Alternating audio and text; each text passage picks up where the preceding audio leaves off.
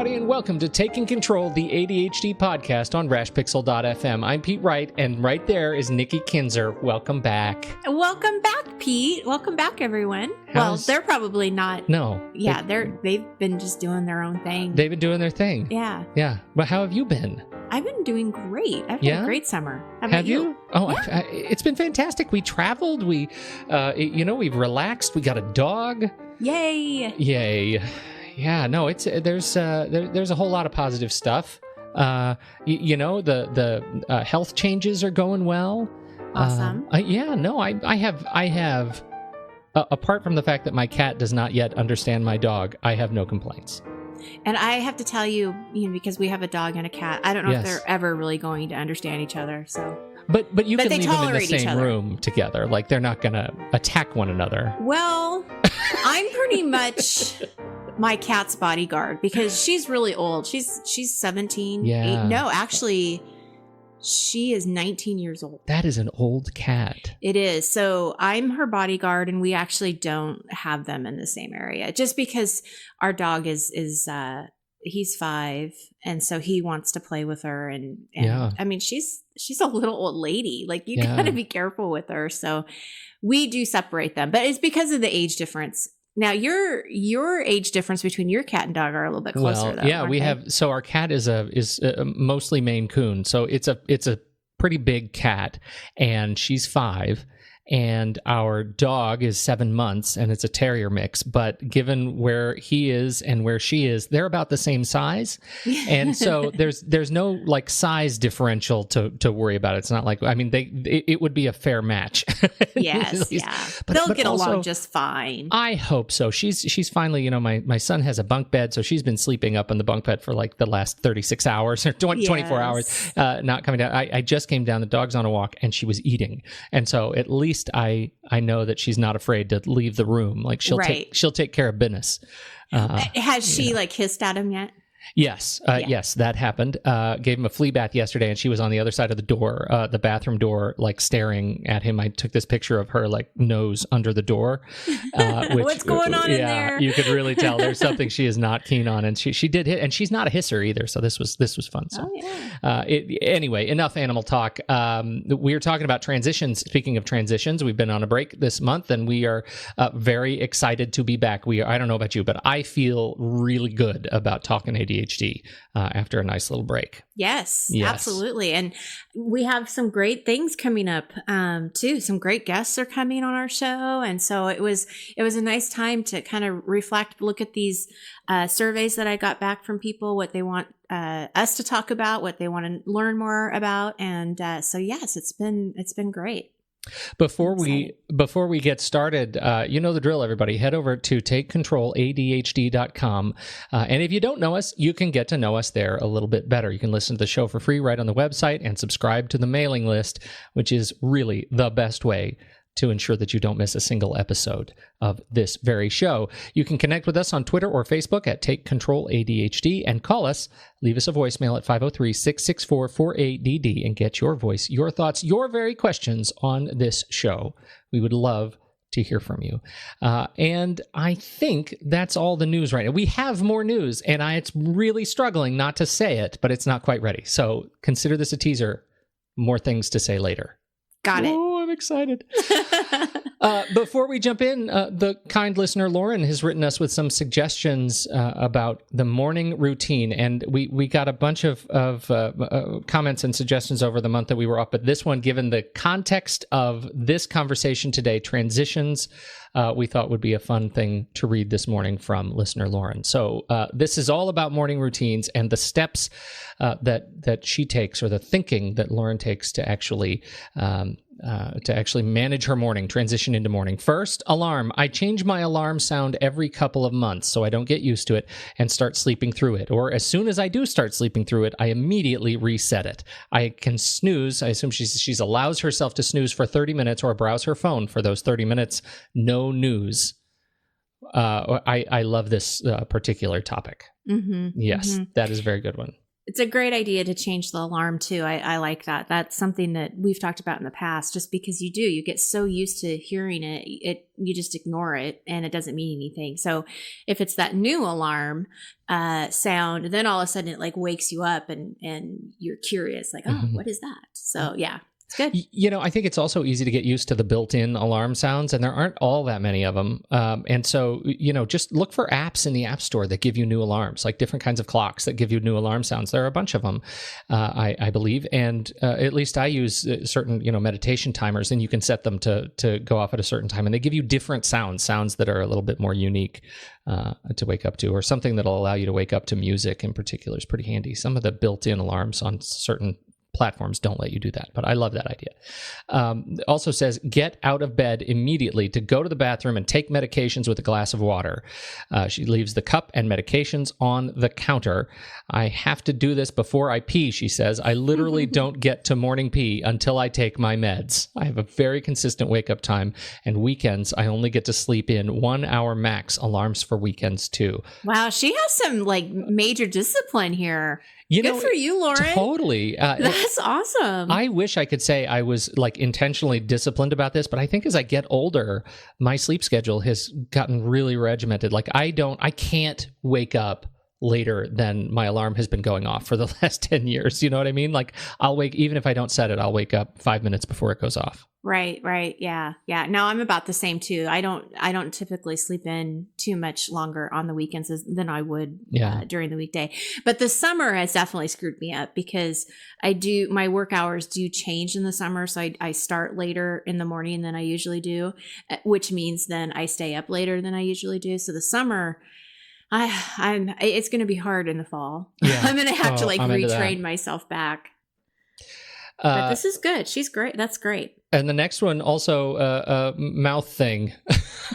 Water, meds, and go eat easy snack breakfast. I have to eat with my medications, so snack bars, chocolate-covered almonds, cheese sticks are always available as an option. Sometimes I have a small yogurt or make hash browns and eggs, but I always have more than one quick breakfast option to choose from. Variety and easy. Smart.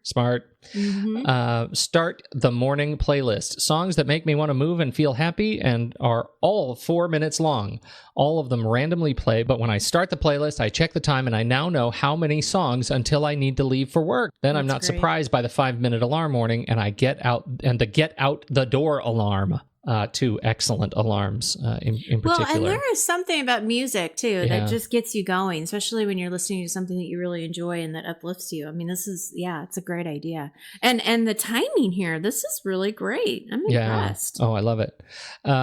Morning checklist. Big advocate of that. Huge. Big advocate. Tape it on the mirror, put it everywhere you need to see it. Teeth, hair, deodorant, medicine, outfit, keys, phone, wallet, headphones, jacket for the morning checklist. And body awareness. This one I really like. Am I sore, tired, unhappy? What do I need to do today to improve on these conditions? Chronic neck pain requiring some active awareness and actions on my part to stay healthy. I love this one. And in fact, I'm a big advocate of Day One, the Mac and iOS journaling app.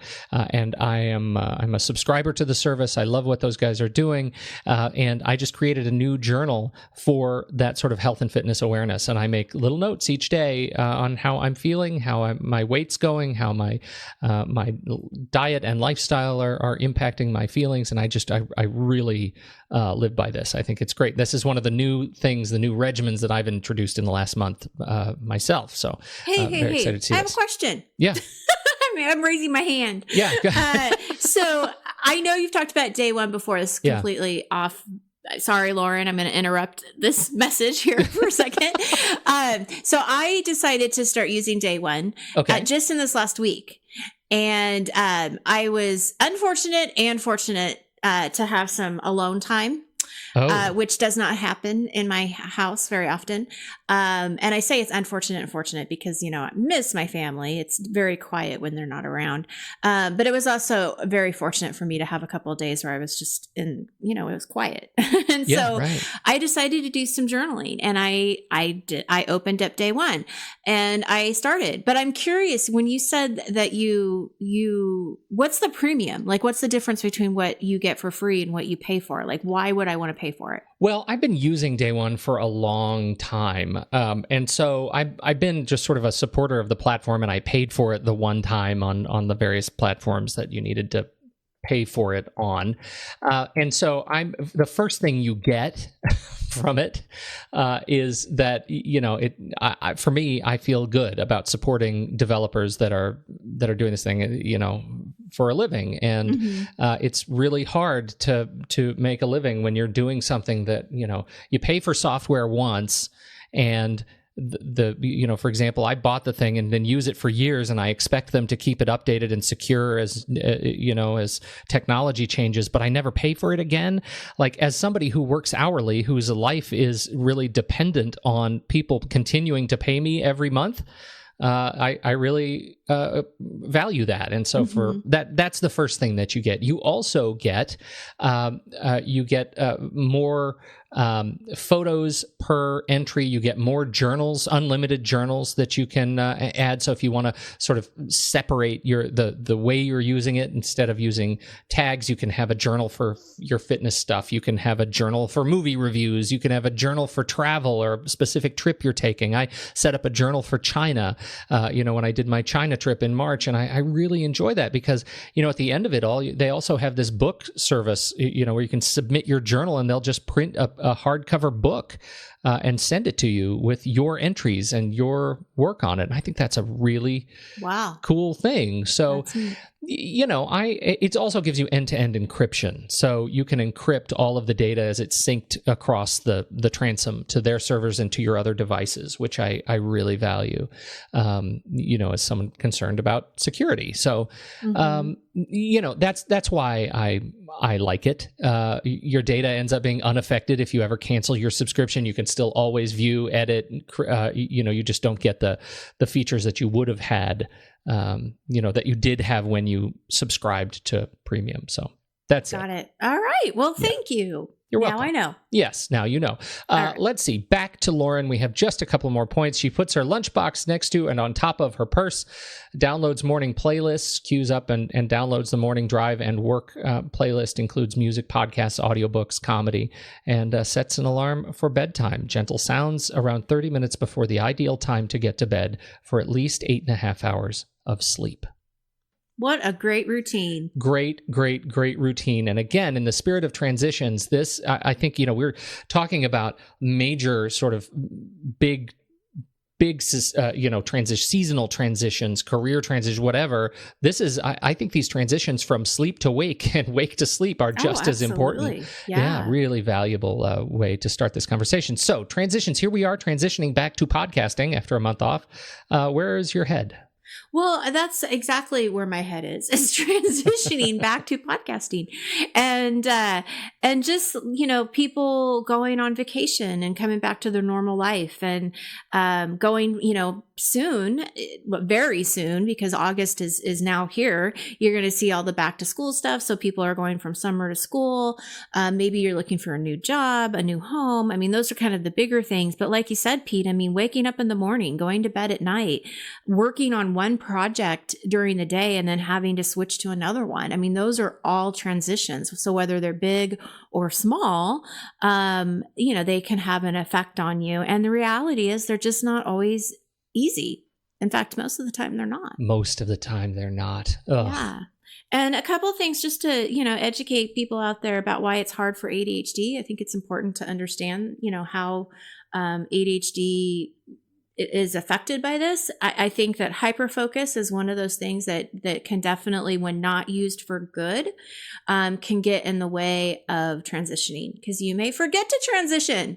You're so into whatever it is that you're doing. The alarm again doesn't mean anything, or you didn't set the alarm to begin with thinking that you would be able to stop doing what you're doing, and time gets away from you, and that can definitely make the transition harder.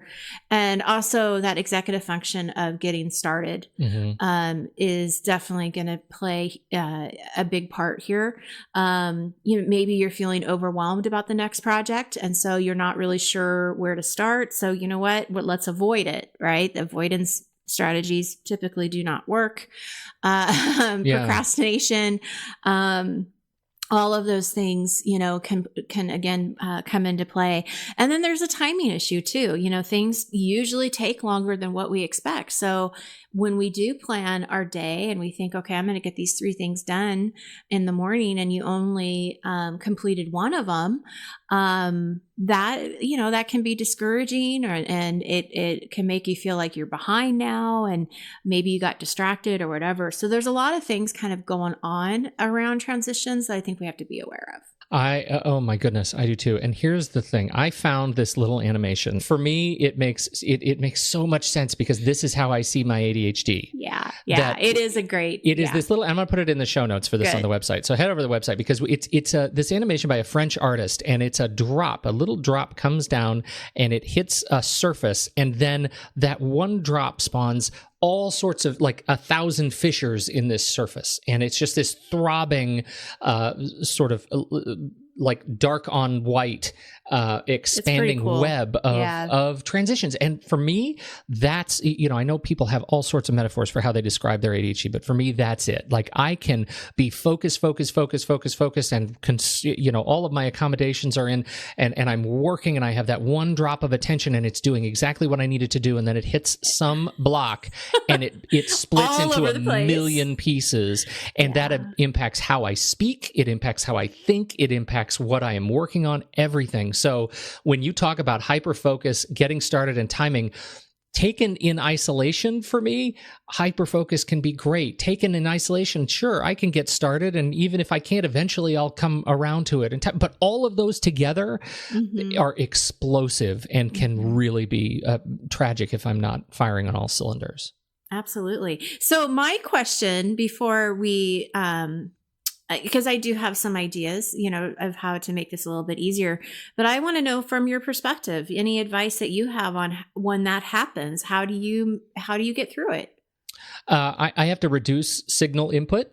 I'm, again, I have a lot of years of accommodations that I've been sort of working on with myself. And so, it's important for me that my task management, my work box, if you go back many years to an episode we did, on the inbox versus the work box, the work box has to be able to be flexible and not show me everything at once. It has to show me exactly what I'm working on and what I need to work on next, and nothing else. If I see other stuff, I'll, it'll kill me. I'll be fissures in the surface and gone. I have to be super, super patient with myself. And that is sometimes the biggest fight, because it's hard to turn on patience. Oh, yes. Especially when you feel like I haven't gotten started yet, or I have to get started. There is, pain is coming. And I think we've talked about this before. I've been thinking a lot about it. You said one of your clients, we were talking about this idea of working up to the very deadline, or of not working until the deadline, just before the deadline, and allowing that adrenaline rush to kind of push you over the edge and get stuff done. I've lived my life like that in so many ways, and I have for so long felt like that is unhealthy. I need to change it, and I think there's a lot to that. I don't think it's a very healthy way to live. It doesn't feel very good, but I feel just a little bit better when I embrace it, when I change my narrative and change the language I'm using, that says, this is who I am, not this is a bad thing. This is my identity. Like, I've been doing this long enough that this is something that maybe I'm not going to be able to actively change, but how can I work and live with it? And how can I actually leverage this behavior to do better work? And so those are the things that I think really impact me around transitions, this idea of patience with myself and with the way I approach the next coming thing, right? School is starting. How is my life going to change? It was interesting when you were saying that you kind of go back to, some of the things at work, right? So you're looking, I got to make sure everything else is off and I'm only focusing on this one thing. Like, that's a strategy that know works for you. And just recently I had a client who was having a hard time transitioning from being at work to being at home. And the reason, and what I mean by that is that at work, productivity, got to get a bunch of stuff done, working my best to try to get this stuff done. And then now I'm at home and I have stuff to do at home, but I'm tired and maybe I'm not as motivated, right? And so getting overwhelmed by all of the list of things that there are to do at home and working through what was important, what had to be done now. This is the work that we were doing together, trying to figure out, what was now and what was later is Right. how we separated the two. But recently he had reached out and said, I'm still really overwhelmed by these distractions. Like I'm still not getting stuff done. And one of the things, without me suggesting it, I asked him the question of, well, what do you think you can do to eliminate some of these distractions to get, back on where you want to be? And he said, oh, well, I need to think about the next 3 things that I'm going to do. Like, that's what I need to think about. So he kind of, without me telling him, he was able to reach back into his toolbox and say, wait, this is what's worked before. And then I got an email from him last night saying, it worked. Oh, yeah. I was able to come home, think about what I was, on my commute, think about what those next 3 things were, came home, got those 3 things done. So I think it's also just taking a step back and remembering, or trying to remember, like, hopefully you have this documented. And I'm a big advocate of documenting the strategies that work for you, because we do forget them. And so when you're struggling, it's great to go back and pull those things out and say, okay, this works now. Well, this goes back to journaling, right? Yeah. To lifestyle sort of journaling. Talk about what works. Tell yourself at the end of every day, write 3 sentences. I think the other thing, I've been talking a lot to a friend of the show, and dear friend of mine, a therapist in Nashville, Dodge Ray, and we were talking about gratitude and the power of gratitude when making big changes in your life. Mm-hmm. And I gave him the idea of something you and I have talked about a lot, which is tiny habits. Mm-hmm. Mm-hmm. And he reported back to me that he associated a gratitude meditation with every time he went to the bathroom and was washing his hands. Instead of, remember the whole idea originally was every time I go to the bathroom, I do a push-up, right? That's the way to learn to do push-ups. That was a tiny habit to change your life. And instead, Dodger said, every time I go into the bathroom and I'm washing my hands, I take a moment to say to myself about how grateful I am for the life I'm living, for the things that are happening to me, for the space I'm inhabiting. Even as frustrated as I am, I put all of that away for just the length of time it takes to wash my hands. And that helps me recenter and navigate the world around me in a much more grounded and appreciative way. And I found that a really moving association for tiny habits. And I think, I think in terms of making transitions, being grounded and approaching the world in a way that is, that is one of grace, especially in kind of tumultuous times, is, so much better. Oh, I agree. Because then you're shifting your focus from, something that's negative to positive.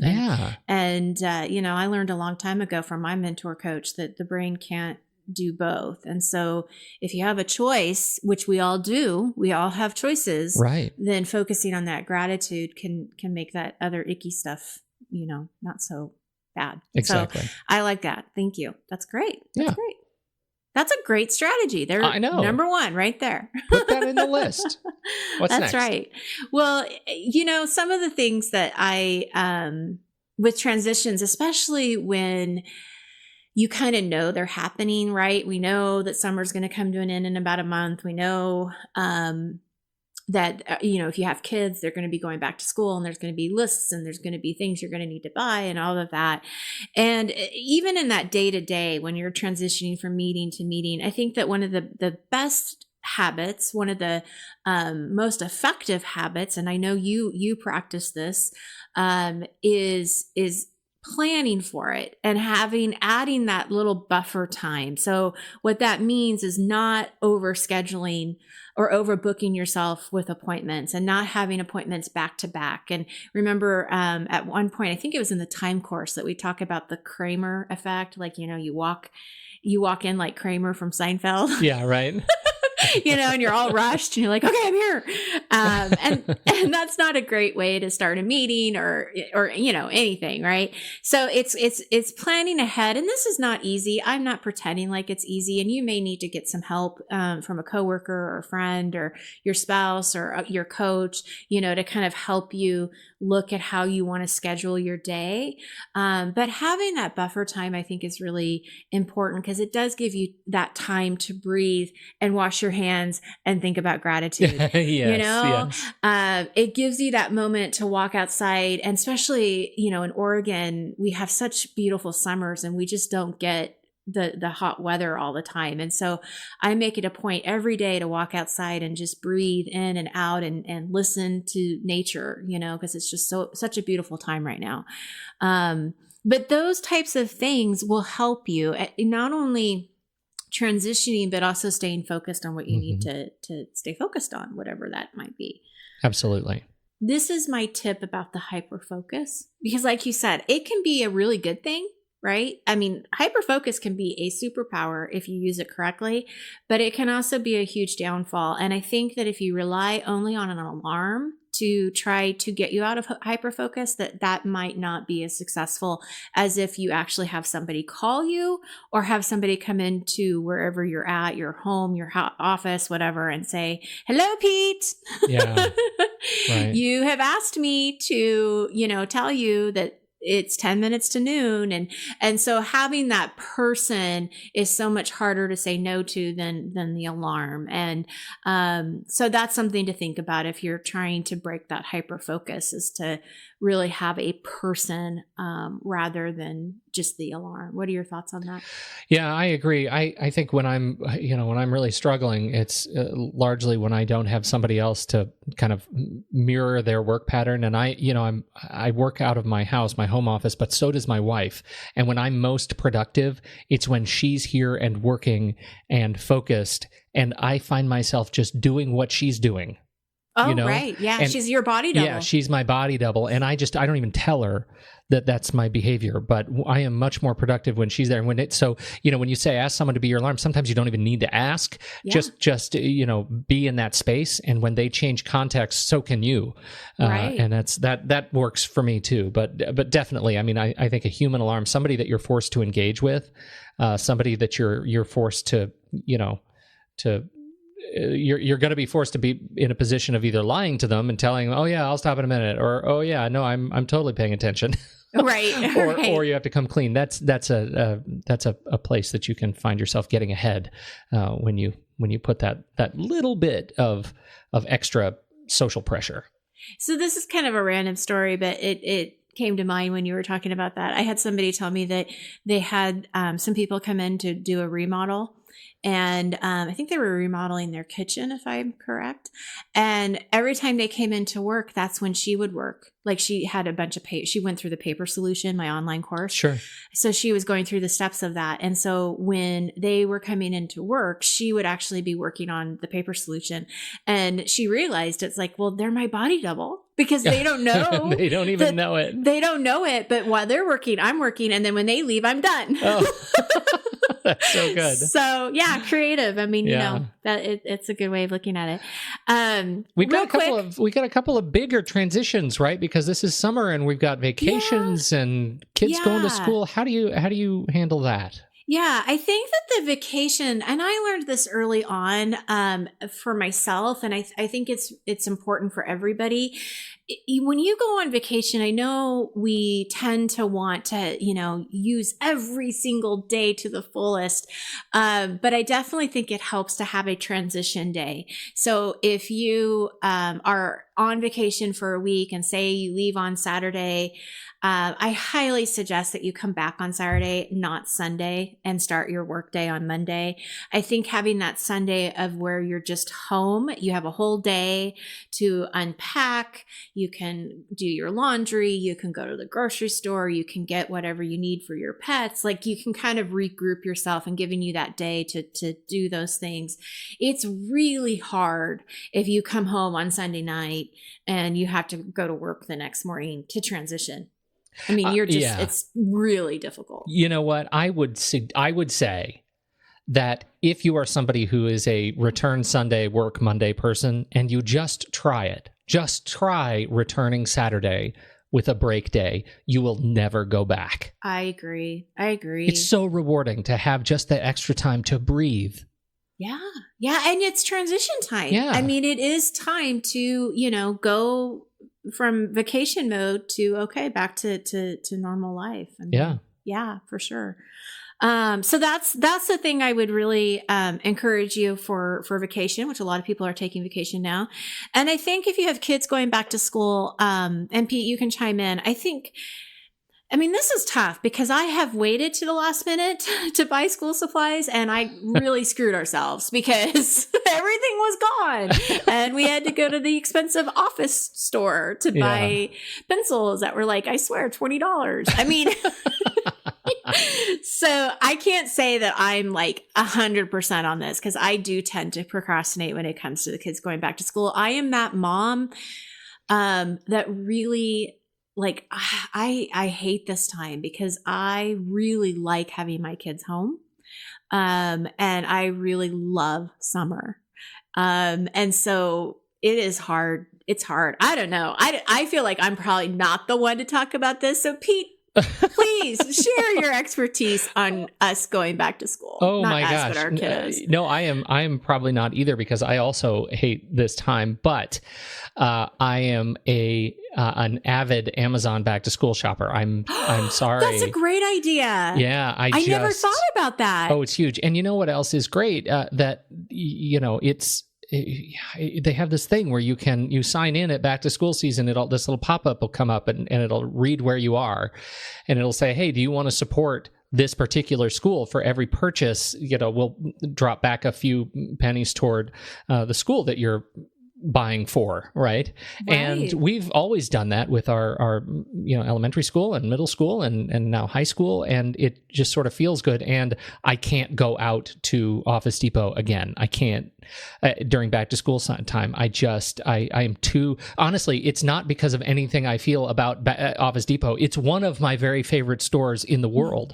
But at back to school time, it's like me and the Oompa Loompas leading me down the candy path of all the wonderful toys and candies for me to look at. And that's just because I have a weird obsession with office supplies. I can't, it's too overwhelming for my brain. I can't do it. And so, no, I sit down with my kids and we'll get on Amazon and we'll look at the list of things that we have to buy and we'll go ahead and make the purchase. And honestly, my kids are even better than I am at this point about reusing stuff from the last year. So at the end of summer, they go through their material and make sure that their notebooks that are still working, binders and things, they clean them up. And so we have less to buy each year.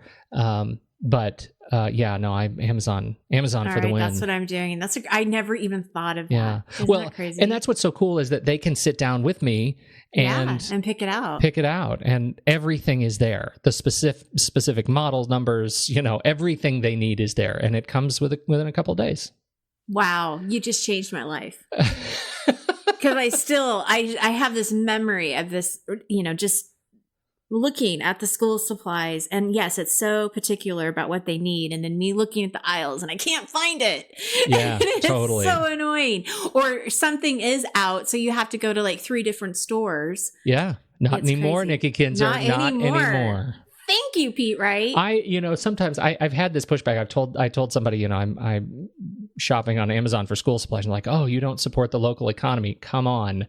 When's the last time you shopped local for office supplies? Like Office Depot is where you go. It's probably where the Amazon products are coming from anyway. I don't even know a local office supply back to school shop anymore. I have no qualms about Amazon supporting my back to school habit. Oh, that's great. And it goes back to the school too. Yep. So that's awesome. Huge. Okay, so I know that there's lots of ideas about transitions, and we would love to hear from you guys, from our audience, our listeners. So if you have anything to contribute to this conversation, please do. Please let us know and share, and we will put it onto the show. Quick review. One of the things that was asked, and I think this is a great idea, is at the end of the show to just do a little quick review of what we talked about. And we I talked love about this. a lot today. Oh, I know. And I wasn't even, this is going to be hard, Nikki Kinzer. Well, it's not to recap everything. It's just to sort of like review that this is what we talked about, right? Because otherwise we'd be on here for another 20 minutes. And That's right. Yeah, no, we started with the morning routine, right? From Lauren. We did. And then I rudely interrupted. Yes, and I shared the beauty of the Day One app, and the link to Day One is in the show notes. Awesome. Then we talked about your tips on transitions and your gratitude, right? We the talked about gratitude tiny habit from Dodge Ray. Yes, absolutely. Love that. And then we talked about giving your space for transitions around vacation, planning, having that buffer time. Expecting them and planning them will definitely make them better. And Amazon, I think, is the biggest win today. Amazon for the win. You know what? I think I'm going to see if I can dig up a link for the Amazon Gives Back program. I don't even remember what it's called, but I will find a link. We'll put that in the show notes as well. And one more public service announcement, because we get these emails from time to time of people saying, where are the show notes? And so here's the deal with the show notes. The show notes are on the website at the episode number. So if you can just go to Take Control, or you can just go to Take Control ADHD. You almost said organizing. I did, but I was trying to be subtle about it. It's been a long time. How did that come up? Habit. So you can go to takecontroladhd.com/podcast/episode number. Like this is episode 305. So /305. And you'll go to the page for this episode and all the show notes are there. In your podcast app, if you go to the place where there's writing about the episode, there's a show notes page on all the major podcast apps. So you can just usually swipe over and read the show notes, and all the links are there too. So the notes are always bundled with wherever you're listening to the show. And so if they're not bundled, it means somebody is scraping our episodes, and you should find a better place to listen to the show. And then you'll get the show notes. But the website and in the major podcasts, in iTunes, they're there. So that's the deal on show notes. Well, and that's another reason too to sign up for the weekly update, right? Because every week I send out a newsletter to highlight what our show is about that week, and I also give a lot of extra insight and extra material and content in those newsletters. And so, I'm thinking out loud and processing this, but it may not be a bad idea to have some of those show notes into that newsletter too, so it's there as well. So. Yeah, and we do put we do have the major sort of paragraph write up on what it is, but generally don't include the links that we put in that newsletter. So that's something that if we're interested in doing, if people think that would be useful, we could put those in there too. Let us know. That's all I got. That's all I got. Excellent. Thank you. Thank you. This was great. Yes, welcome back. I'm so excited to be back on schedule. This is so good. And thank you, everybody, for downloading and listening to this episode. We, Nikki Kinzer and me, Pete Wright, we sure appreciate your time and attention. We'll talk to you next week right here on Taking Control, the ADHD podcast.